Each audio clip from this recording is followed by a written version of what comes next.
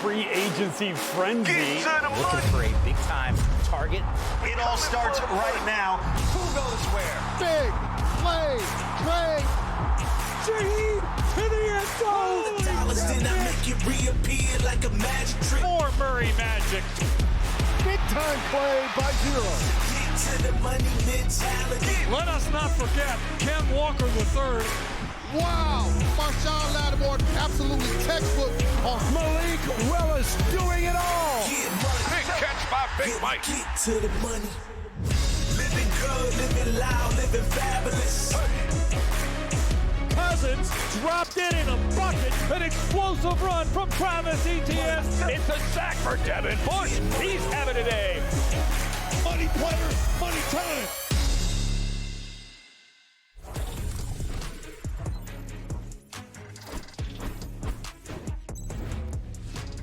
Everybody, welcome to the Insiders here on NFL Network. Patrick Clavon here in the NFL LA newsroom, and I have proof of life. We have all of our insiders collectively, who are the people who we have this show named after. Judy Battista, Mike Garafolo, Tom Pelissero, Ian Rappaport, all in their containment units tracking free agency as we have opened the negotiation window. We've had a lot of news come into this NFL LA newsroom. So before we have discussions with all, we just wanted you to be able to see them. Let's get all the news that's come into the newsroom here, starting with Tua Tagovailoa. Going to Atlanta, he's going to have the vast majority of his compensation in 2026 provided by the Dolphins. He will land there for the league minimum, now 3 years removed from his Pro Bowl season as the starting quarterback for the Miami Dolphins.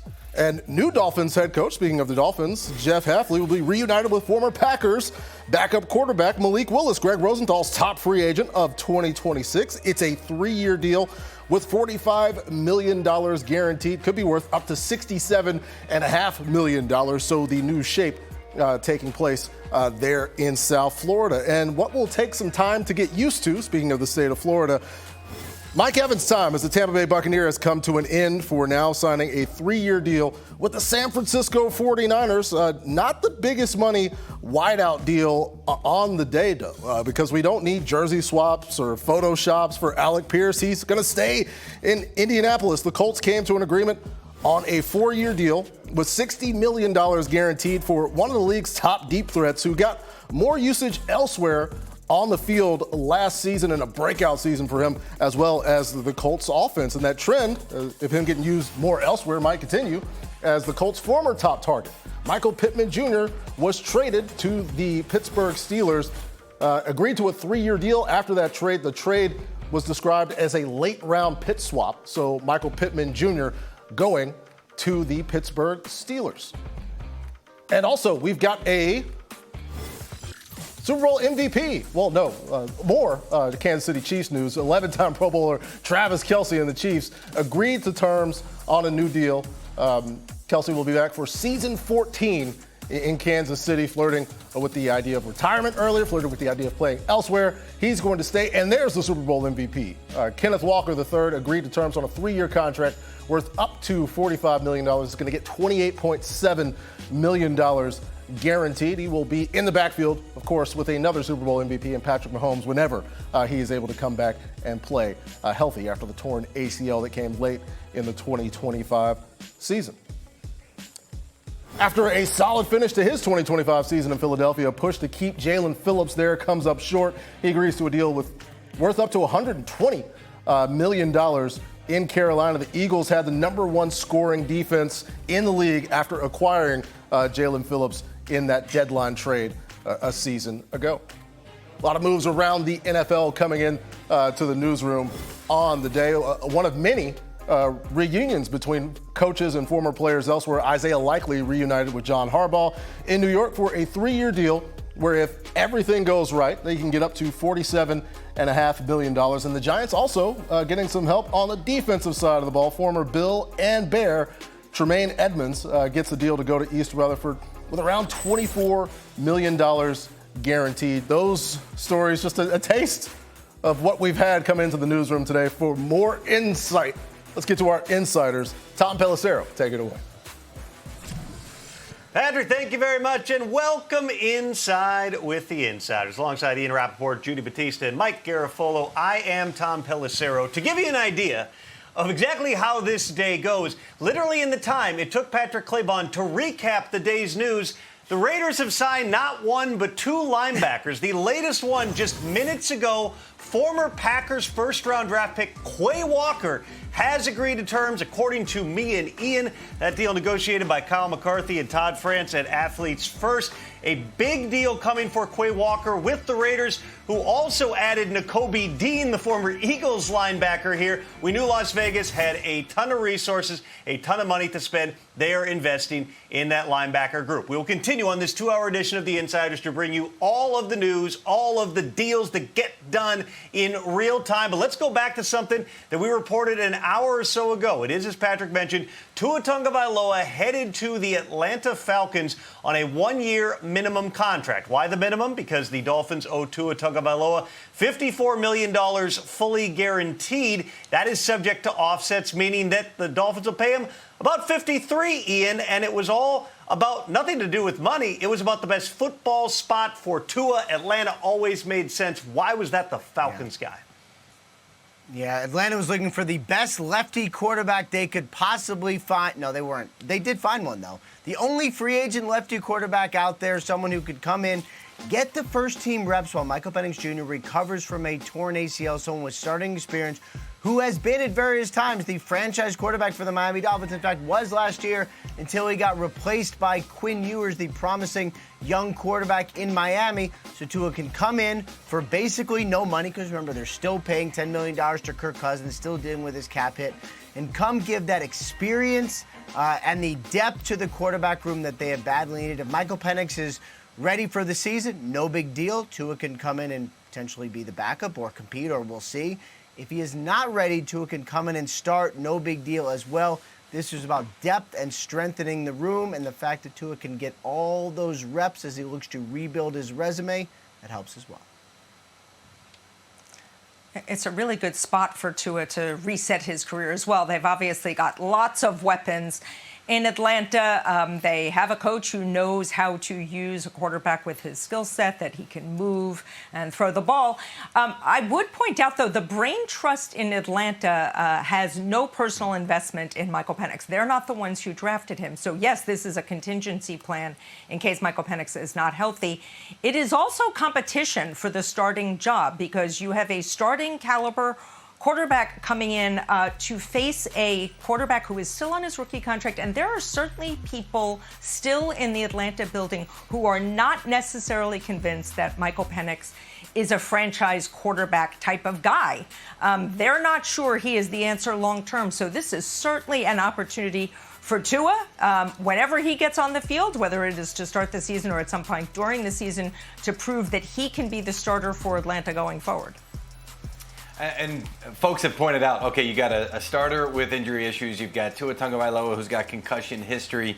So you add both of these guys. Okay, great. And they could still do more, right? The fact that we're talking about the financials here, Tua's not going to cost them much. Tua's costing them basically what you might pay a third quarterback anyway. And Michael Penix is on his rookie deal. So Kevin Stefanski's down there in Atlanta, having just come from Cleveland, where he spent the offseason with 4 quarterbacks that we were talking about, who was potentially going to emerge as the starter, who would be the backup, who would be inactive, who could be in the practice squad. It all sorted out. Kenny Pickett gets out of there.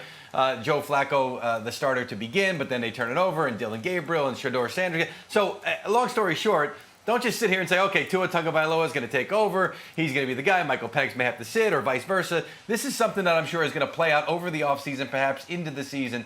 But to get Tua Tagovailoa for a bargain rate deal, the Falcons said, yes, let's do it. Let's do it quickly. So the Dolphins are going to be paying Tua upwards of $50 million, carrying a roughly $67 million cap hit after June 1st. For now, they're carrying almost $100 million. They're paying substantially less to their new starting quarterback, Malik Willis, Ian, though this is still a significant multi-year investment that makes very clear Jeff Hafley, John Eric Sullivan believe Malik Willis at least has a chance to be the solution in Miami. Yeah, and this was an interesting one to track, because right off the bat, everyone in the world seemed to think, all right, well, obviously Malik Willis is going to go to the Miami Dolphins. They know him well. They got his old assistant GM, who's now the GM, and John Eric Sullivan. They got Jeff Hafley. And then there were questions about the Arizona Cardinals. How involved were they going to be? In the end, Malik Willis gets a really, really nice deal, $45 million guaranteed, 3 years, $67.5 million at its base. Basically, this is 2 years fully guaranteed for Malik Willis to come in and be the starter and earn the opportunity on a short-term deal for much bigger payday going forward. These two guys in Miami have seen Malik Willis at his absolute best come in, no preparation as the backup quarterback, game on the line, and just ice cold play his butt off. That is what the Miami Dolphins are looking for, the new potential starting quarterback in Miami, and maybe, Judy, just a little bit more as well. Yeah, remember when the Brain Trust got to Miami, they talked about bringing competition to that position, having multiple quarterbacks, repeatedly getting quarterbacks in to compete for the job. But this is certainly Malik Willis's opportunity. It speaks really well of him that they are investing in him after only 6 career starts. He played in 4 games last year in relief of Jordan Love. And yes, he performed well on the field.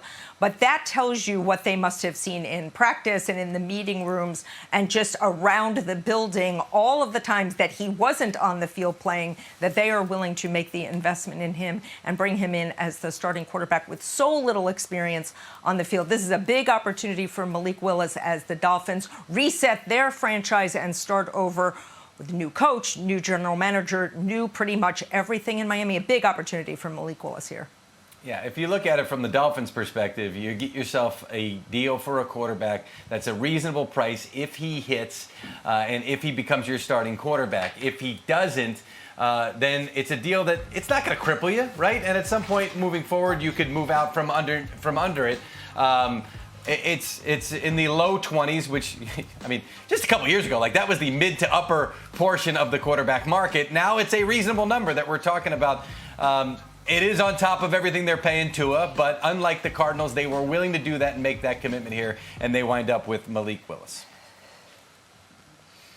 Certainly for the other teams who may have been in on Malik Willis, including the Cardinals, that was the one young quarterback that potentially was going to get an investment. Arizona ends up signing Gardner Minshew, the veteran, who now is slated to back up Jacoby Brissett. Still a lot of moving parts, Patrick, in terms of the quarterbacks, in terms of other free agents. We still got a ton of big names. We got, an hour and 48 minutes left in this show. So more from us soon. Now back to you. Yeah, more time for you guys, more time for free agency to continue. You will remain in your containment units until free agency improves. Alec Pierce gets one of the top market deals. We look at the rest of the top 101 with the person who curates the top 101, Greg Rosenthal, joining our show next on NFL Network.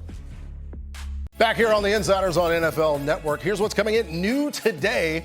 We got a new Tampa Bay Buccaneer, the team MVP for the Pittsburgh Steelers, as voted on by his teammates. Kenneth Gainwell, the former Super Bowl champion, agrees to a 2-year deal worth up to $14 million with the Tampa Bay Buccaneers. Elsewhere, we have a longtime Lion of the Dan Campbell era finally departing from the team. He's agreed to terms with the Buccaneers, a 2-year deal worth $17 million, according to NFL Network insider Ian Rappaport. So Alex Anzalone no longer a Detroit Lion. And the Rams are continuing their mission to assemble the Chiefs secondary in Los Angeles. They agreed to terms with Jalen Watson on a 3-year contract worth up to $51 million, $34 million of that guaranteed. So a lot of players off of the board from Greg Rosenthal's top 101 free agents of 2026. It's the guiding living document that we use to keep track of who is signed and who is unsigned in free agency. Kyler Murray and Trey Hendrickson,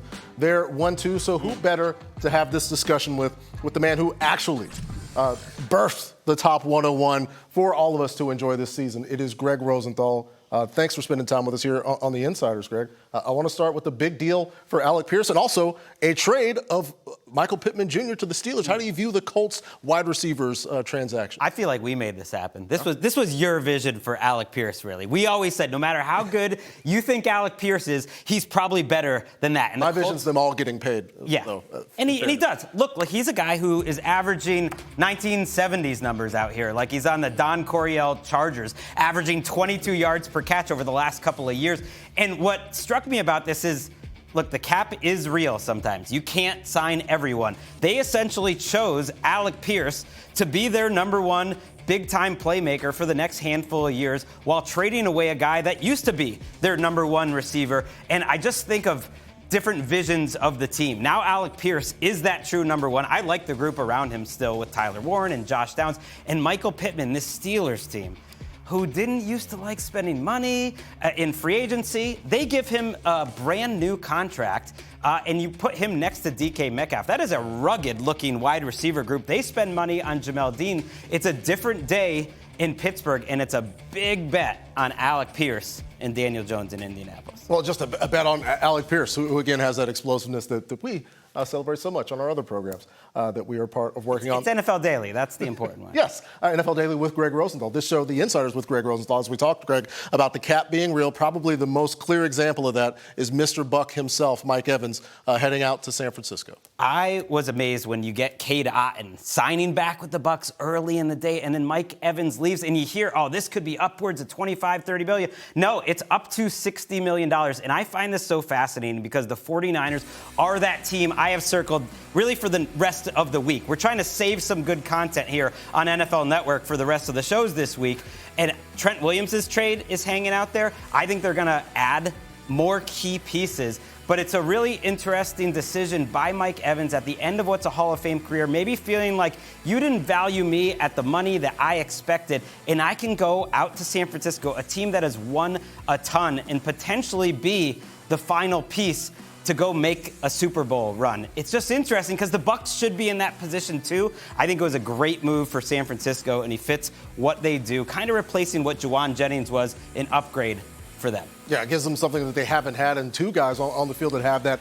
capacity with he as well as George Kittle. And Greg, in going through this list, obviously it can draw the ire of a lot of people, folks looking at you sideways perhaps for having Malik Willis at the top. He has gotten the top quarterback money thus far. Do you feel like you need to defend it any further? I don't, because you know who agrees with me? The Miami Dolphins. 3 years, $45 million guaranteed. And it's not about who is going to make the most money. It's going to be who makes the biggest impact. Malik Willis is going to make our lives better. They're going to make Scott Hansen's life better. Everyone that's watching RedZone, he is going to entertain us. Right now, he is the best running quarterback in the NFL. I'm putting him ahead of Lamar Jackson. I think his ceiling is outrageously high for a guy who is only getting this amount of money. So I see what, the insiders are doing during the day. Sometimes it's Greg Rosenthal's top 101. Sometimes it's NFL Network's top 101. And they're trying to put Malik Willis on me. I'll take it. Me and Malik are riding, and this Dolphins offense is going to be unreal to watch, him and Devin Achane. Yeah, don't be confused as to who's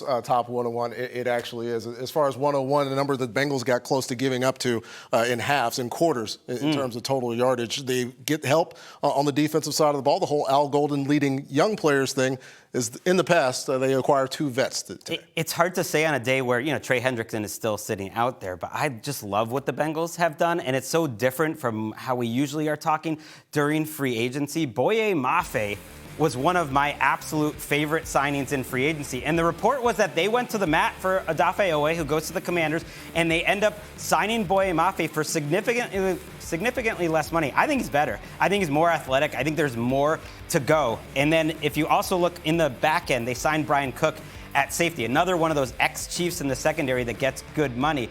And for so many years, Bengals fans complain about the front office. We don't spend enough money. We're not taking guys from other teams. Well, last year, they paid up to keep T. Higgins. And now you signed two of my very favorite players and values right about hitting the peaks of their career, just starting that second contract, dynamic athletes that I think bring a great attitude. Bengals fans can celebrate on the first day of free agency this year. Yeah, and congratulations to the Chiefs fans for getting Travis Kelce back, but you'll notice again the entire secondary going to be playing elsewhere. We are not going to play about Greg Rosenthal's Top 101. Go to NFL.com/Top101. Also, check out NFL Daily with Greg Rosenthal because, podcasts, people. They matter. Yes. And you matter. Thanks for watching The Insiders. We got more in store for you. Plenty more show. We get into this Malik Willis discussion much more with Cameron Wolfe as he provides the Dolphins side of the story for getting, as Greg says, the best running quarterback in the NFL. We'll be back on The Insiders next. Back here on the Insiders on NFL Network, new coming into the NFL LA newsroom, Ian Rappaport reporting the Seahawks are bringing back Rasheed Shaheed. So the two big free agent targets in terms of deep threats are off the board. He and Tom Pelissero reporting it's a 3-year deal worth up to $51 million for the man who excelled in the deep passing as well as the return game as the Seahawks were on their way to a Super Bowl championship. On his way out of Jacksonville is Travis Etienne, the Louisiana native, going back home to the Saints. He agrees to terms on a deal that's 4 years, could be worth up to $52 million. And Laramie Tunsil will remain as the tackle for the Washington Commanders, signing a 2-year extension that provides $52.6 fully guaranteed. It could be worth up to $60 million. Who's going to be the left tackle for the Washington Commanders.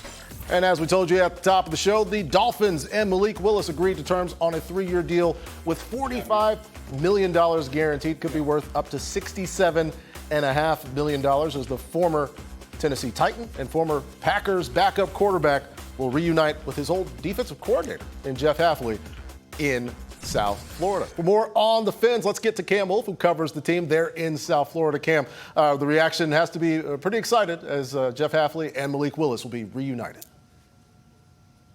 Patrick, Malik Willis to the Dolphins is all about trust and familiarity. We've talked a lot about the connections there. Jeff Hafley, John Eric Sullivan, both there at Green Bay, saw Malik Willis for a year and a half as a backup and saw how he performed when he finally got in a starting role. It's also the same for Malik Willis, who wanted to go to the staff that knew him, that he could build a relationship with. And look, the Dolphins always loved Malik Willis. They just weren't sure if they could afford him. They made the money work, and it's a true 2-year, $45 million commitment. So it's not just a Band-Aid. There's hope for him to be the long-term answer at quarterback. And this offense is going to be a little bit more exciting than maybe people thought going into 2026. Still a rebuild, still a lot of pieces for this Dolphins team. But you've got Malik Willis, Devon Achane, Jalen Waddle, big plays, explosive in the running game, and Dolphins fans will love this. Willis was in the middle of a workout with his private quarterback coach, Sean McAvoy, when he got the deal done. So he's already ready, already training to provide Miami a little bit more of a boost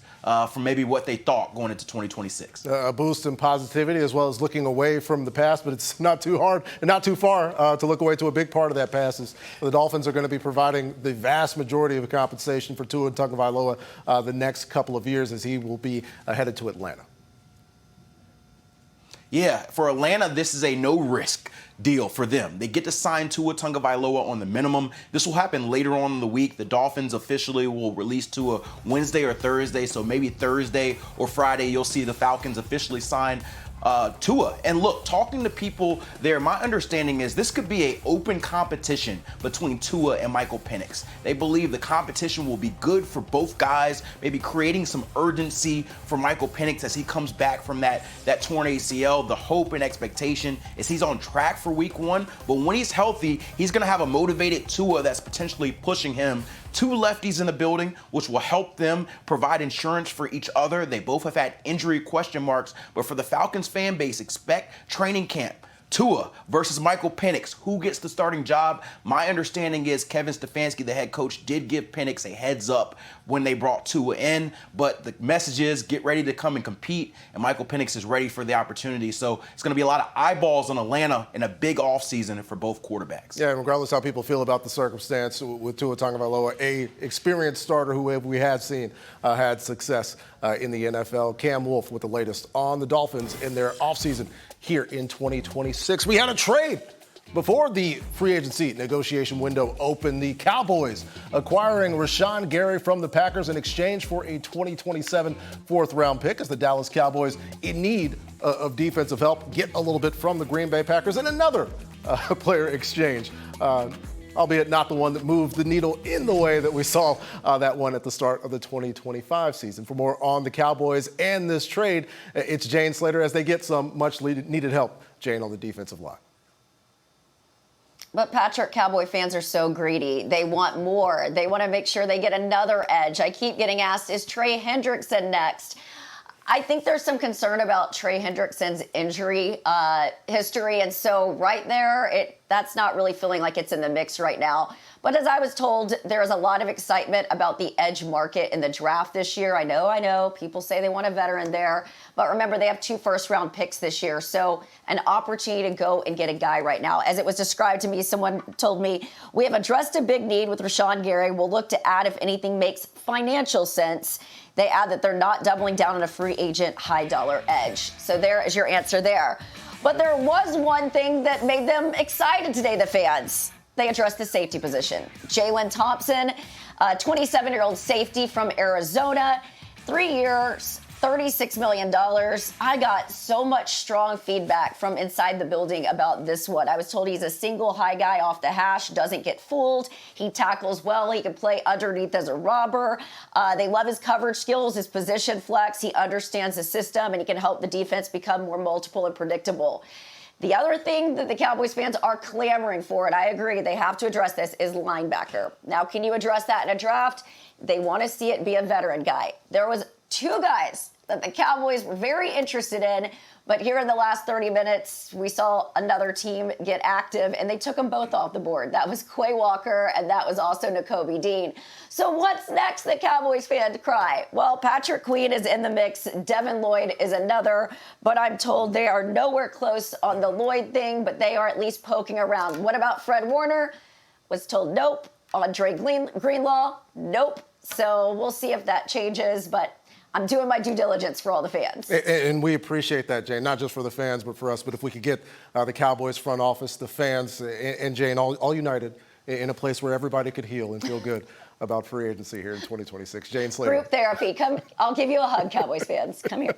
We're all a rising tide lifting all the boats. Hey, let's raise the water level there in Kansas City as Travis Kelce is expected to return for his 14th NFL season, a 1-year contract as he was considering retirement that could be worth up to $15 million. They do get an influx of explosive talent in the backfield as Super Bowl MVP Kenneth Walker III agrees to terms with the Kansas City Chiefs. It's a 3-year deal, could be worth up to $45 million, $28.7 million of that guaranteed as we finish the season where when he was healthy and playing, Patrick Mahomes was the most dangerous runner on the Kansas City Chiefs with Kenneth Walker there, hopefully for KC. That is no longer the case. For more on Kansas City, let's bring in Jeffrey Chadilla as we discuss the Chiefs in a much-needed value acquisition at the running back position. Jeff. Yeah, it's an understatement, Patrick. And Kenneth Walker III is going to bring explosiveness. The Chiefs were the worst team in the league when it came to explosive runs. You mentioned Patrick Mahomes. He had more 20-yard runs than any of their other running backs combined. This is going to be a huge difference for this team because you see what he can bring with the speed, with the power. They love that he can be a playmaker even when the run's not blocked up well. And general manager Brett Veach talked about the importance of using that interior offensive line, Creed Humphrey, Trey Smith, Kelechi Mata'ia, getting behind them and making them more of a weapon. Adding Kenneth Walker III will help make that happen. And looking over elsewhere on the offense, Jeff, we get the news that Travis Kelce will be back for year 14. But it's happening right now as we're discussing the window opening. It makes me wonder, was this close? Did this almost not happen? Well, when the season ended, there was a lot of questions about Travis Kelce not being back and living in Kansas City. I think a lot of people thought he wasn't coming back because they were 6-11, and obviously the quarterback, Patrick Mahomes, had gone down with an ACL tear. But him coming back does help this team because he is a leader. He's a future Hall of Famer. He is impactful. The problem here, Patrick, is that he has been their best receiver every year. And at some point, they have to transition into getting guys like Rashee Rice and Xavier Worthy creating more impact within this offense. And so it's great that Travis Kelce's coming back. He had 800 yards last year. But if he's the number one target again, this offense is not going to grow in the ways it needs to grow. That's Jeff Chadilla with the latest on the Kansas City Chiefs here on The Insiders on the first frenzied day of the start of free agency. Thanks, Jeff. We also got this news coming in today to the NFL LA newsroom. The Panthers signing former Eagle edge Jaelan Phillips to a 4-year deal worth up to $120 million, according to NFL Network insider Ian Rappaport. This coming after the Eagles had the number 1 scoring defense in the NFL after the deadline when they were able to make that trade with the Dolphins to acquire Jaelan Phillips. For more on this, let's bring in Mark Ross as well as Brian Baldinger, as we've seen a lot of talent move in a lot of spots, but the Carolina Panthers get a big piece, Mark, to a defense that kind of lacked an edge, so to speak. Good one there, Patrick. Yeah, but they still played well despite not having that dominant guy on the edge. I think this is the perfect fit for them with Jaelan Phillips. I thought was the best edge on the market there. And of course, early in his career, it was the injuries, and which got him. I always believed in the talent. You always saw the flashes, but he actually played 17 games last year with both teams, with Miami and Philly. And you saw the instant impact, Baldy, that he gave Philly, not just as a pass rusher and a disruptor, but also in the run game as well. Might have been even better in the run game there, as you see right there, crashing through the gap there. So I think for a Carolina team, a Panthers team, that overachieved last year, and now you put Phillips in there with Derek Brown, who played just as good, if not better, than any DT in the league. J.C. Horn on the back end. Of course, the work's still not done, but I think this was the perfect fit for where they're going right now. And I like Ejiro Evero there in Carolina. I mean, he's a good quality defensive coordinator. He's a four-man front guy. You mentioned Derek Brown, the rookie Nick Skeleton last year. I mean, you think about the edge. Last year, Derek Brown at defensive tackle led the team in sacks with 5. They needed some pressure off the edge. The secondary was solid. The linebackers were good. They're building this thing, and you got to have your dogs up front that can hunt and get after the quarterback. I think Jaelan Phillips showed he was healthy last year. The same talent that made him a first-round pick of the Miami Dolphins is still there. He's still long. He's still active. He still knows how to shed blocks and get to the quarterback. It's a good signing by the Carolina Panthers as they try to kind of build this thing brick by brick. And so I think this is an improved defense right now, and I think they're going to add some more defensively through the draft. A Panthers team that made it into the postseason, actually provided a scare in the postseason as well. The complete opposite of that would be the 2025 Las Vegas Raiders, but you look at what they've done here in this offseason. Jane just spoke about the fact they were able to get a couple former dogs who won together at Georgia, in Quay Walker and Nakobe Dean. And then they really kind of reset the center market with Tyler Linderbaum. What do you think about the folks in Vegas? Well, I always think this, Pat. I always think that your offensive line is only going to be as strong as your center. If your center isn't strong, things are going to collapse. There's just not going to be good communication, the run and the pass game and the protection. So Linderbaum is a guy that, helped Derrick Henry get to 2,000 yards 2 years ago, helped Lamar get to an MVP-type level because of his consistent play inside. He's a former wrestler. He loves to take guys down to the mat. He's great with leverage. I think when you bring in Fernando Mendoza here, presumably at the number 1 pick at quarterback, why not have a center that has worked with an MVP like Lamar Jackson that can identify your fronts and your blitzes and some of the pressures that might be coming out at the quarterback? Those two will be working in harmony from the day one. When Mendoza gets signed, it's imperative that you have a center that has experience, that understands all those little nuances, Mark. Without a doubt, that center quarterback marriage is so important, and they prioritize that. And they jumped right out and said, this is our priority right here. But they have a ton of other money, and they're spending it, Baldy. And that's what you got to do, similar to what the Patriots did last season, who had the most cap space and went out there and just spent the money at the top of the market, and they crushed it. So the Raiders are trying to implement that same plan of, okay, we had the money. We're going to identify the quality guys and spend it. And then also with the Max Crosby trade, not forgetting about the future as well, getting those 2 first-round picks. So I really like the total plan, how the Raiders are pulling this together so far. Yeah, plenty of different avenues for the Raiders to acquire talent. We've got the draft coming up as well, where they did get that aforementioned pick, as Mark said. We got more coming up here on this edition of The Insiders, as it's going to be season number 14 for Travis Kelce. How can we project that forward? And what about the rest of the Chiefs roster, specifically that defense? We have more discussion on the way on The Insiders on NFL Network, coming up after this. John Franklin Myers, who said he would be watching free agency frenzy today, well, he got to see his own signing announced, and is indeed a reunion with Jermaine Johnson, his good buddy, with Coach Robert Saleh. He heads to the Titans on a 3-year, $63 million deal that includes $42 million guaranteed. It came down to the 49ers and the Titans. They were neck and neck, both teams making a big push for the top interior defensive lineman on the free agent market. Ultimately, it is Tennessee that prevailed, and that was not the only time, Ian Rappaport, that we heard that today. The Titans had the most cap space in the league, and boy, did they use it. Boy, did they use it. We'll start with the big one right in the middle. John Franklin Myers, who, of course, Robert Saleh is very familiar with from the time with the Jets. Of course, played for the Broncos most recently and established himself as one of the better big man up front, one of the better interior rushers in the NFL. He signs a 3-year, or is going to sign a 3-year, $63 million contract. Obviously, that is a big one for Tennessee as Robert Saleh tries to get that defense ignited. Also going to sign Alontae Taylor, the big physical corner from the New Orleans Saints, gets $20 million per year. That is a huge deal for him as the Tennessee Titans tried to shore up their defense. And then on the offensive side of the ball, I think it's fair to say one of the more sort of obvious signings, but still real and still fantastic. Wan'Dale Robinson, who had been a security blanket with the New York Giants, a third down receiver, someone that Brian Daboll certainly had some success with. He goes now to Tennessee, gets a 4-year, $78 million deal. So Wan'Dale Robinson hits it big as well. Hasn't been the most active receiver market as well, but he does incredibly well as a dependable receiver. Much like some of the other teams with a lot of cap space, Titans have a lot of holes, and they went a long way toward filling it today. Added a couple of corners, Alontae Taylor, Cordell Flott, plenty of action. Meanwhile, the Chiefs, Judy, spent at a position where they normally don't, and also brought back an extremely familiar piece on the first day of the negotiating window.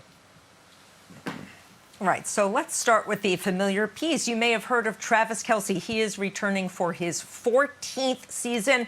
Of course, he is returning for the Kansas City Chiefs. It never really seemed possible that he would go anywhere else. This was a decision between returning to the Chiefs or retiring completely. And look, he had a pretty impressive season last year, bounce-back season from the season before. So why would you ever want to retire on that? So he is going to return. Of course, they missed the playoffs last season. Big part of that was Patrick Mahomes was injured. So now Travis Kelce will be there whenever Patrick Mahomes returns. Also, who will be in Kansas City? Super Bowl MVP Kenneth Walker is going to the Chiefs. This was a big one. They had a big hole. They needed a running back. And what he also brings is explosiveness to the running back position. Just think of his performance during the playoffs. Think of his performance during the Super Bowl, ripping off some really big runs. This was a big one. That was a dagger for the New England Patriots. In the playoffs, 3 playoff games, he had over 300 yards, 4 touchdowns. So this is a chance for him to be the bell cow running back, a big piece for the Kansas City Chiefs in an effort to bring some explosiveness back to their offense. We also saw a lot of money being spent in the edge market today, but no deal, Ian, quite on par with what the Carolina Panthers did with Jaelan Phillips. No, Ian's not talking on this one. Ian, pipe down. Jaelan Phillips, I'm having a moment with Ian right now. It's frankly later than I thought it was going to be, but you know we're going to take a vote. 4 years, $120 million for Jaelan Phillips to leave the Eagles and head to the Carolina Panthers on a $30 million per year deal. We thought it was going to be just north of 20. Frankly, I thought the Eagles thought it was going to be just north of 20. This thing in the Eagles' minds got out of hand, and Jaelan Phillips, after they acquired him at the trading deadline in the middle of last season, heading to Carolina. We knew coming into the day Carolina was going to spend big on defense. Jaelan Phillips, a target for them. Other targets as well. I think they would have liked to maybe spread the wealth a little bit more, but in this one, had to go to $30 million to get Phillips there as their new pass rusher. A bit of other Eagles news, by the way, speaking of players leaving the Eagles. This one just in. Reed Blankenship, the safety for the Eagles, who's got that exciting podcast along with Cooper DeJean, headed to the Houston Texans. Wait, the what on podcast? A 3-year, $24.75 million deal with $16.5 million guaranteed. That deal done by Kyle McCarthy at Athletes First. The Eagles would have liked to made a run at Blankenship, one of their free agents that they had. The A.J. Brown situation, because they have A.J. Brown, still owe him, $29 million this upcoming season, hamstrung their ability to spend on their own free agents. So Blankenship heads to Houston. We've got a lot more to come on this special 2-hour edition of The Insiders. Deals coming in real time. We will have every single one of them for you tonight. We'll talk about one of the more stunning developments on day one of free agency. Mike Evans is no longer a Buccaneer. Why is he headed to San Francisco? We'll break it down next on The Insiders. Back here on the Insiders on NFL Network. New today, coming into the NFL LA newsroom, Ian Rappaport reporting the Steelers agreeing to terms with cornerback Jamel Dean, formerly of the Tampa Bay Buccaneers. A 3-year deal could be worth up to $36.7 million, as well as the Bears adding on defense, according to Ian, agreeing to terms with Devin Bush on a 3-year, $30 million deal that will send Devin Bush to Chicago. And if we're talking Bears, what better opportunity to discuss that with Adam Rank here on the Insiders.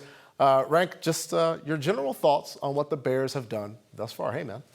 Hey, Patrick, good to see you. I'm keeping a happy face. It's kind of like, a lot of Bears fans came into the free agency frenzy believing that they had a shot at Max Crosby, kind of like when I was a kid and I thought I was going to get the G.I. Joe aircraft carrier for Christmas, and I got a bunch of football cards instead. Still tried to put on a brave face for the parent, like, hey, thank you. I really know. I think this is actually some pretty good signings. I think what the Bears are doing defensively right now is really making sure that the middle of their defense is shored up. They signed a defensive tackle. They got Bush.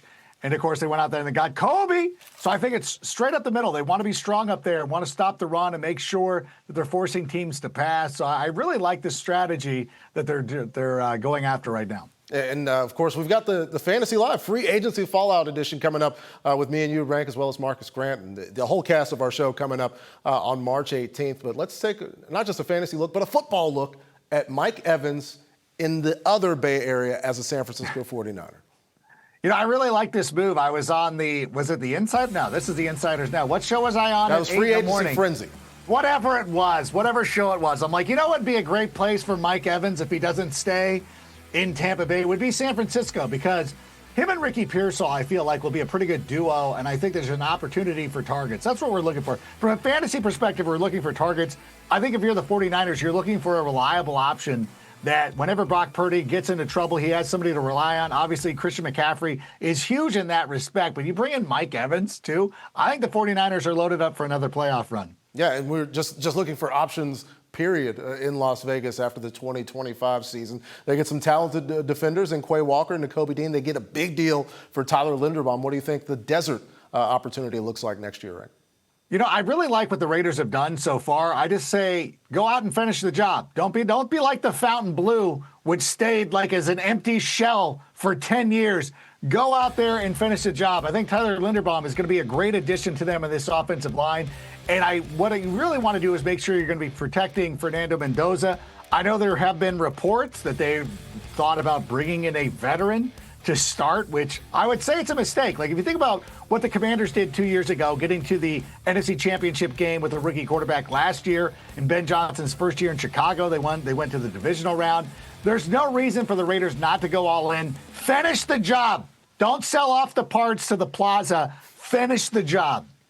Yes, and we have finished this particular job. Again, you can check us out. Free agency fallout edition of NFL Fantasy Live coming up on March 18th, featuring Adam Rank, who will be a part of so many NFL Network properties as we continue our path through free agency. But the path coming to Atlanta for Tua Tagovailoa, as the Dolphins will pay most of the way, but the Falcons may get a starting quarterback. More on that when we come back on NFL Network. Everybody, welcome back to another hour edition of The Insiders, a part of our 2-hour edition of The Insiders, a part of an extensive day for Tom Pelissero, Judy Batista, Ian Rappaport, and Mike Garafolo, who are still located within their containment units. We will have more from The Insiders. And I promise, Mike, I will take this tie off at some point before the end of the show. I'll put mine back on. This was not my call. I'm getting texted, but somebody's like, what do you got bankers hours? I'm like, no, I wanted to stay tight. This is Tom's call. Bankers loosen the tie. That was not my call. Ian suggested it. That was an Ian suggestion. Okay, so now I have to promise that I will get to the bottom of the entire chain of custody with regards to the tie request, but we have to discuss all the volumes of news that have come into the newsroom here on this opening day of the free agency frenzy. And welcome back to Kansas City for Travis Kelce. Welcome back for season 14. It's a 1-year contract to come back to KC. It could be worth up to $15 million. Also headed to Kansas City, the Super Bowl MVP, Kenneth Walker III, fresh off of winning that trophy and the other trophy with the Seattle Seahawks after the win in the Super Bowl. Signing with KC, a 3-year deal could be worth up to $45 million, $28.7 million of that guaranteed, and more to spend on fonts Kenneth Walker III, big fan of fonts on social media website, twitter.com, just says Chiefs Kingdom. Not a significant deal financially for the Atlanta Falcons. Signing for the minimum will be Tua Tagovailoa, the former starting quarterback for the Miami Dolphins. Last went to the Pro Bowl back in 2023. The Dolphins will pay the lion's share, the vast majority of Tua's compensation. That's a part of the Dolphins' dead cap in 2026. But a lot of active money being spent on Malik Willis, the former Packers backup quarterback, reunited with Jeff Hafley after he becomes the new head coach in Miami. A 3-year deal, $67.5 million could be the maximum value. He gets $45 million of that guaranteed, $41 million over the first couple of years, so a good deal for Malik Willis. And a big change in scenery for Mike Evans, the longtime Tampa Bay Buccaneer, headed to the San Francisco 49ers. It's a 3-year deal. Mike Evans, who famously had 11 consecutive 1,000-yard receiving seasons. A heartfelt goodbye he issued to Tampa Bay and the community on social media earlier today. And a big-time maintenance of the explosive wide receiver in Seattle as they keep Rasheed Shaheed, according to Tom Pelissero and Ian Rappaport. A 3-year deal could be worth up to $51 million for the man who made big plays on special teams and offense during the Seahawks' run to a Super Bowl championship. Alec Pierce remains in Indianapolis. A 4-year deal could be worth up to $114 million. Will keep Alec Pierce in Indy, but a big-time departure for the former leading receiver of the Indianapolis Colts, as it's a late-round pick swap that will send Michael Pittman Jr. to the Pittsburgh Steelers, and he agrees after that trade on a 3-year deal could be worth up to $59 million as the Steelers get some help on offense. The Dallas Cowboys have needed some help on defense, and they acquire Rashan Gary in a trade for late picks with the Green Bay Packers. A 2027 4th-round pick will send Rashan Gary to the Dallas Cowboys. Of course, months removed from the Dallas Cowboys sending one of the better players in the NFL in Micah Parsons to the Green Bay Packers. That being said, there was those bits of news, so much more news. Let's get back out to Tom Pelissero and our NFL Network insiders. Thank you very much, Patrick. We'll buy Mike a second to hang up the phone. This is what this day is like. There is never a dull moment. Let's start right there, Ian. With that trade, we knew that Rashan Gary had been available in trade talks over the past several days here. He had a big number, no guaranteed money left. The Cowboys end up landing an edge rusher in a trade, just not the one that we thought several days ago that they were going to end up with. Right. The Dallas Cowboys, though, did what they have done, I would say, the last several years, is take a look at the free agent market, maybe be not fully thrilled with what is out there and say, okay, what can we do via trade? And actually, the same thing happened last year. Several trades for veterans at very manageable salaries, giving up late-round picks or maybe pick swaps to try to get the guys they wanted. Did it last year to some success. They hope to have similar success this year with Rashan Gary, who, of course, we learned about earlier in the week that he would be not only available, but that he would probably be out of Green Bay when he tweeted something and put it on Instagram and then was allegedly hacked, although he probably wasn't really hacked. He knew he was out of there, as did the entire NFL. The fact that Brian Gutekunst was able to get a 2027 4th round of Rashan Gary is a really nice deal. Certainly seems like the Green Bay Packers had some competition. But I think most importantly for the Dallas Cowboys, they have improved their defense. And look, the offense is good, one of the best in the NFL. They had to come out of today with improvements on the other side of the ball. They believe they did that with a high-end talent in Rashan Gary. Meanwhile, we had a domino effect early in the day, right as the negotiating window was opening. The Colts agreeing to terms on a massive deal with their wide receiver, Alec Pierce, 4 years and $114 million to keep him off the free agent market, which in turn, Mike, very quickly led to a longtime Colts wide receiver being out and headed to Pittsburgh. Yeah, and heard during the scouting combine that if the Colts had to spend big to keep Alec Pierce, it would mean that Michael Pittman might get traded. That happened super quick. You're right, Tom. Michael Pittman headed to the Steelers as part of a deal that also comes with a new contract, a new deal, full 3-year new deal. He had 1 year left, but it's a 3-year, $59 million contract. that was negotiated by his agent, Andrew Kessler, there at Athletes First. So a nice payday for Michael Pittman once again as he makes his way to Pittsburgh. This trade, a pick swap. So the Steelers not losing a pick. They've got, I think with comp picks now, 12 picks that they get to announce to their, they may trade some, so it may not be 12, may actually wind up being more than 12, but they've got plenty to announce to their home crowd for the draft next month. Yes, that's right. We are almost at draft time, trying to get our way through free agency. Michael Pittman, new deal, new team. Also notably, this is not a rental situation. The fact they did that new deal with Michael Pittman Jr. means the Steelers are viewing this as a multi-year commitment to somebody they think could be a really important piece of that offense, with Mike McCarthy now running the show. Meanwhile, the Seahawks held on to one of their wide receivers, Judy, a guy in Rasheed Shaheed, who was aiming for pretty big money. The market just didn't shake out that way, and in the end, the speedster goes running back to Seattle. Right, this is a big keep for the Seattle Seahawks. They keep Rasheed Shaheed, who they got at the trade deadline last season, and he made such a big impact on that team, not just on offense, but with his return ability as well. 3-year contract for Rasheed Shaheed. Again, this is a big keep for the Seattle Seahawks. We see it every year. Teams win the Super Bowl, a bunch of guys become free agents, and you just can't keep everybody together. Kenneth Walker is on his way to the Kansas City Chiefs on a very nice contract for him. But they do keep Rasheed Shaheed, which is an important weapon for Sam Darnold. We saw Sam Darnold have the big breakout season last year on the way to the Super Bowl title. Rasheed Shaheed was such an important part of, again, not just the offense, but his return ability was a huge asset for the Seahawks during the season. Big keep for the Seattle Seahawks. I was going to talk about this, but now I have to answer the phone, so kill my mic and let me answer the phone. Thanks. I'll add on this here for the Seattle Seahawks. There's always, I think, an upcharge at times when you're talking about a Super Bowl champion, particularly one in Seattle that had a lot of different free agents on that team. You saw it today. Kenneth Walker III got one of the monster, shocking deals in free agency, 3 years, $45 million to go to the Chiefs. Kobe Bryant got paid on a huge deal going to the Chicago Bears. But Seattle was able to retain some guys at numbers that made sense for them. $17 million per year, which it sounds like is a legit number. That's not fluff for Rasheed Shaheed. That was in the wheelhouse for the Seahawks. They also got back Josh Jobe, one of their corners, at a deal there. It's not just about trying to run it back with all the same people. It really has as much to do with making sure that you're pushing the thing forward and having the resources now to potentially upgrade or at least replace at other positions, for instance, at running back, where the Super Bowl MVP just walked out the door. Judy, we also saw some quarterback movement today, including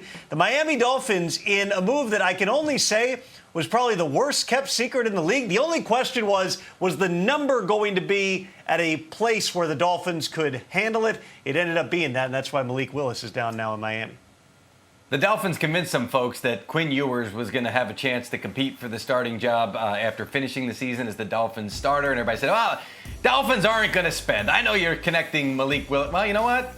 John Eric Sullivan and Jeff Hafley, the new regime down there, maybe with a little veteran misdirection there, because they wound up signing Malik Willis, whom everybody had connected to them given their time in Green Bay. So he heads down to Miami. Look, it's a good deal for Malik Willis. And if he plays well as the starting quarterback, it's a great deal for the Miami Dolphins. But if he doesn't, they got to make another move in the near future. It's one that you can potentially get out of. It reminds me sort of the Geno Smith deal that the Raiders did last year. There's going to be guaranteed money into next year, but it's not crippling, especially because they're paying Tua $50+ million this season on top of that. So Malik Willis heads down there with a chance to prove that he can do things with his arms and his legs. Are you? No, I don't have anything. I was just saying hi since I came back. Yeah, no, I didn't know if Why you don't had you jump anything in here, Ian? What do you got to say? Give you the floor. What do you got? I don't really have anything to say. The story I'm chasing hasn't happened yet, but when it does, I'll bring it to you. I'll tell you what we should do. We should talk about Tua Tagovailoa right now with the Atlanta Falcons, obviously one of the biggest stories of the day. We brought it to you early, right when he was released by the Miami Dolphins. It became clear that the Atlanta Falcons had set their sights on Tua Tagovailoa.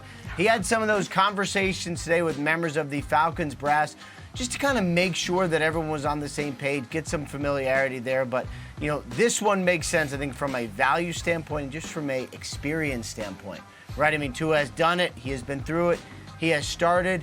I think it's pretty fair to say the Atlanta Falcons don't exactly know what they have in Michael Penix Jr. Could be a lottery ticket, could get a lot of that out of it, but if not, Tua is there with plenty of his starting experience.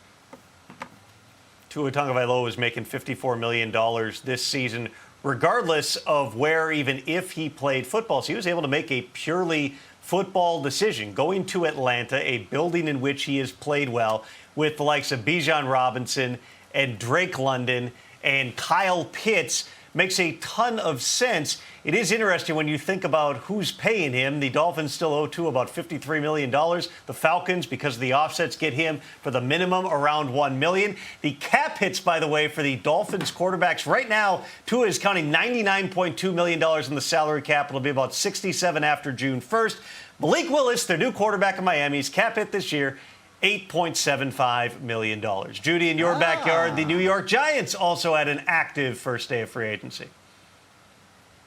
Yes, we are starting to see the John Harbaugh remaking of the New York Giants roster. One of their first big moves, Isaiah Likely, the tight end from the Baltimore Ravens. Familiar face is now going to be the tight end for the New York Giants. And quite frankly, right now, he's probably the number 2 target behind Malik Neighbors for Jackson Dart. This is a pretty good piece for them. He thrived with Lamar Jackson and playing in these sort of off-schedule plays that Lamar Jackson does so well out of the pocket, making plays on the move. That is how Jackson Dart likes to play as well. I am not comparing him to Lamar Jackson, but that is certainly his style of play. So having Isaiah Likely there is going to be an important piece for Jackson Dart in this offense. They just lost Wendell Robinson. So again, he is probably the second best target on that team. Whenever Malik Neighbors comes back, they also signed linebacker Tremaine Edmonds. They needed help at linebacker. They are rebuilding that linebacker room. Bobby Okereke is gone, of course. They are signing him to a 3-year deal. Also, right tackle, we should mention, Jermaine Illuminor is returning. That is a key piece. He stabilized the right side of that line. That line had been unstable for a number of seasons. It finally settled down last season, so he is returning. Denver Broncos also keeping some of their own in-house, Mike, including a running back who was having a career year prior to an injury last year, J.K. Dobbins, running it back with the Broncos.